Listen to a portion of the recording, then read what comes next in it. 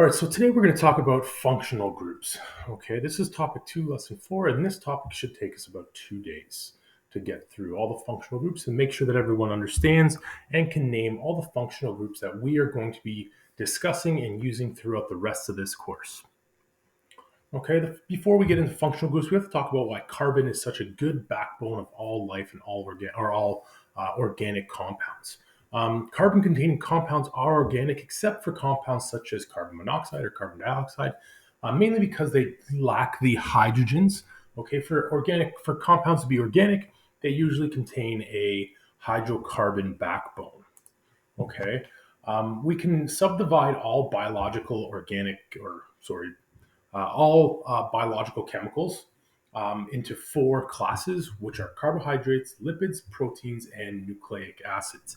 And we'll discuss those as we progress through the course later on this week and into next. Carbon, the atom itself, makes up a great backbone because it can create 4 covalent bonds, and it has 4 valence electrons. It forms straight and branched or even rings, complex, from very complexities of branches and rings because of its ability to have those 4 covalent bonds. It can form single, double, triple bonds with functional groups that are made up of hydrogens, oxygens, sulfurs, and phosphoruses. Molecular representations of specific compounds, like this one here is glucose, is C6H12O6. These are both representations of the glucose compound or the glucose molecule.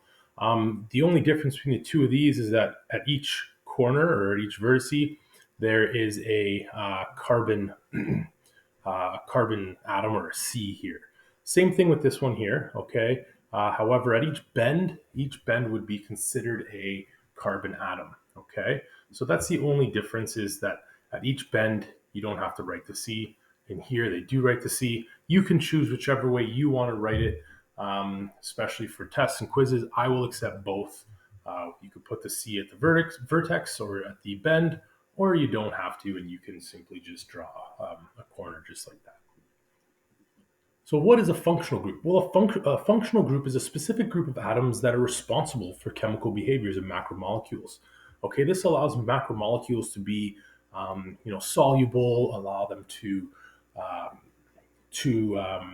be soluble, allow them to interact with each other to form larger and larger compounds. Okay, it gives these macromolecules the ability to act or react to different chemicals or compounds or molecules, whichever one.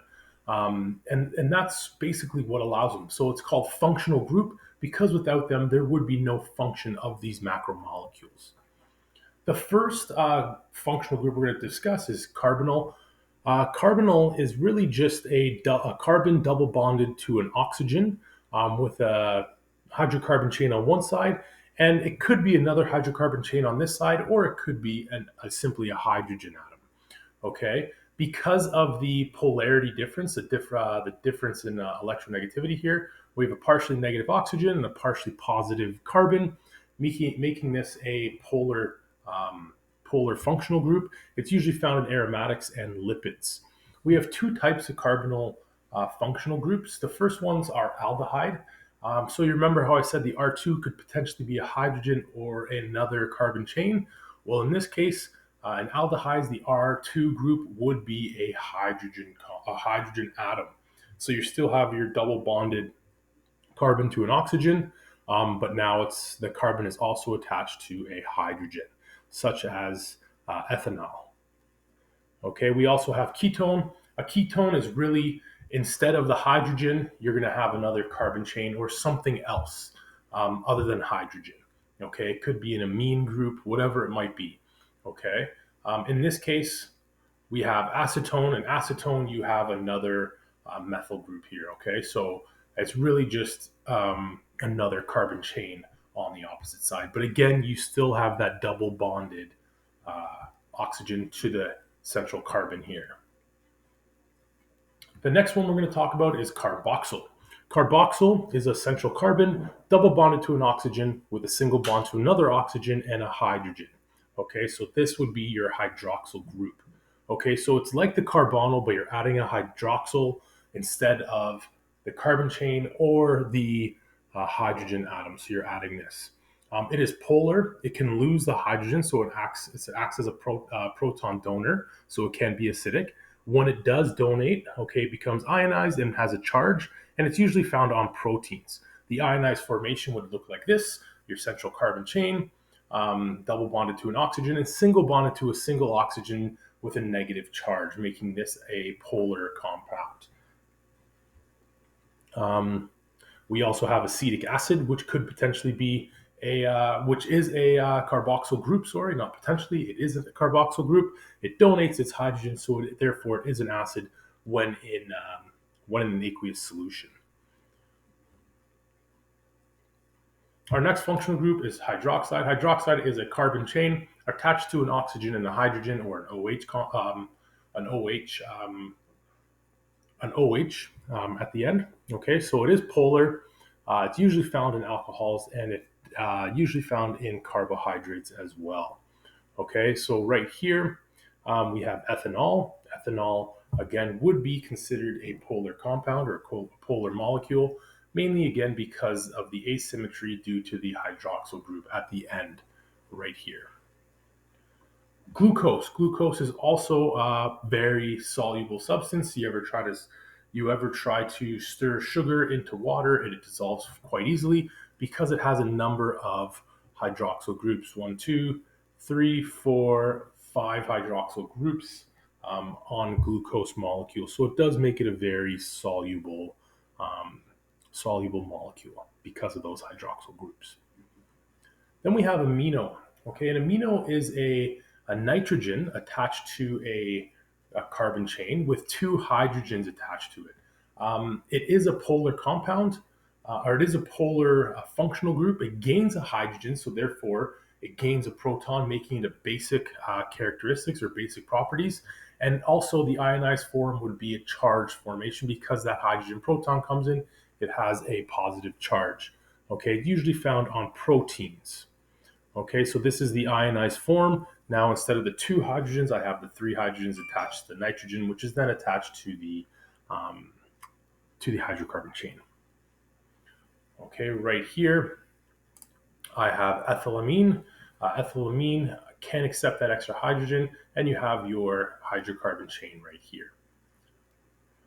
Amino acids, okay, actually use a specific type of bond. Okay, so we have the amine here and a N with two hydrogens, and then we have another N with two hydrogens, and then we also have a carboxyl group and a carboxyl group at the end of each amino acid. One amino group plus one carboxyl group through a condensation reaction, so they're getting rid of H2O, will form an amide, okay, right here, which is a carboxyl with an amine group connecting two amino acids to create a protein. We'll talk about this later on, and this is actually called a peptide bond. But in case anyone's wondering about the amide or amine, the amine is the NH2, where the amide would be this right here, okay? And this is how the amide group is formed: carboxyl plus your amino group. But we'll again talk about that when we talk about protein formation. Sulfhydryl or thiol. Okay, sulfhydryl or thiol is a sulfur and a hydrogen atom attached to a hydrocarbon chain. They are polar. They smell like rotten eggs, and usually found in amino acids. Phosphate. Phosphate is a polar. It's acidic because it can lose hydrogens. It's usually it is charged, and it's found in DNA. It forms the backbone of DNA and RNA, as well as ATP. Phosphate is a hydrocarbon chain attached to an oxygen, which is then attached to a phosphate. Okay, so this phosphate is ultimately attached to one, two, three, four oxygens, two of which are hydroxyl groups, one of which has a double bond as well. Okay, as you can imagine, phosphate will donate these two hydrogen protons, making it have acidic properties. Okay, The ionized form would look something like this with your double bond here and an O negative and an O negative. Okay, another oxygen here attached to the carbon hydrogen, the hydrocarbon chain. This is your ATP molecule. The ATP molecule is the stored energy used in in humans or in all living things.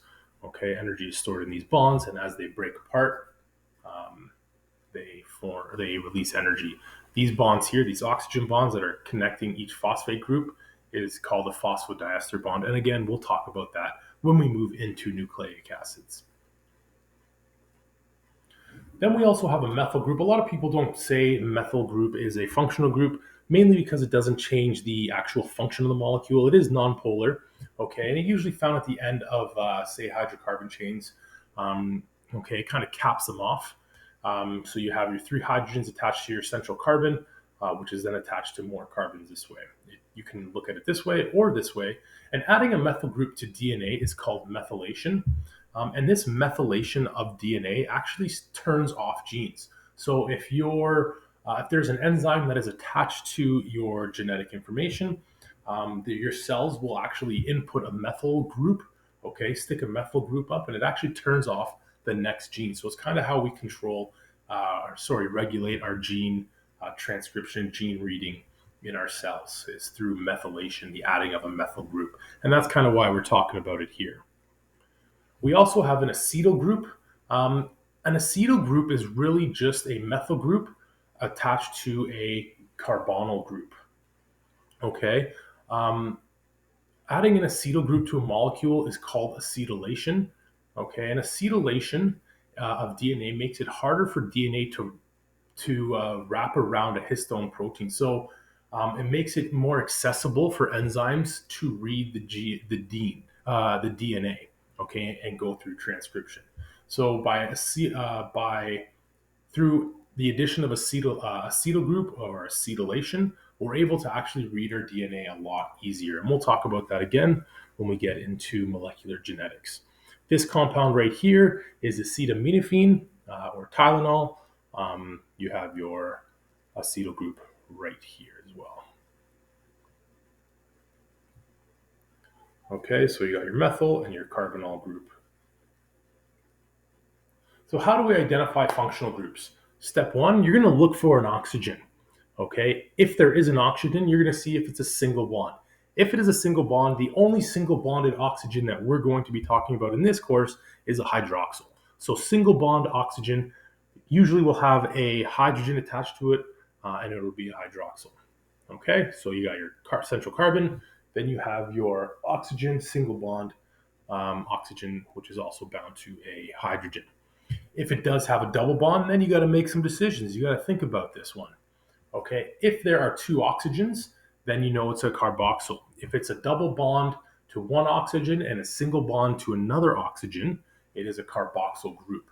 Okay, so double bond to one oxygen, single bond to another oxygen, and a hydrogen or a hydroxide group right here.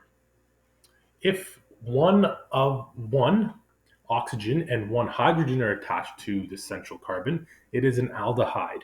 Okay, so if it's a double bonded oxygen with a single hydrogen attached to the central carbon, then you know it's an aldehyde. Okay, so you got your central carbon, double bond, single bond to a hydrogen, bada bing, bada boom, and that is your aldehyde. If you have an oxygen and no hydrogen, then you know it's a ketone. Okay, so you say you have a carbon, a central carbon molecule, or atom, sorry, a double bond to an oxygen, and then another carbon chain or an amino group, not an oxygen or not a hydrogen, then you know it's a ketone. N represents amino group, S represents a sulfhydryl group. Okay, so amino group N, S sulfhydryl group. If there's a P with 4 oxygens, one of which is a double bonded phosphate, it is a phosphate group, sorry. And then you have your methyl plus your carbonyl is your carbonyl or your ketone, which will be your acetyl group. Okay, so take some time here to see what compounds you, or what functional groups you can see in these 3 compounds. First one, methyl. That is it for this one. Let's move on to this one. So we have a carbonyl ketone. Okay, remember, if this was a hydrogen right here, then this would be an aldehyde, but it's not a hydrogen. It is another carbon, so therefore it is a ketone, double bonded oxygen. We have a methyl group right here. Okay, and then we also have another methyl group. And that's it, guys. We will see you later.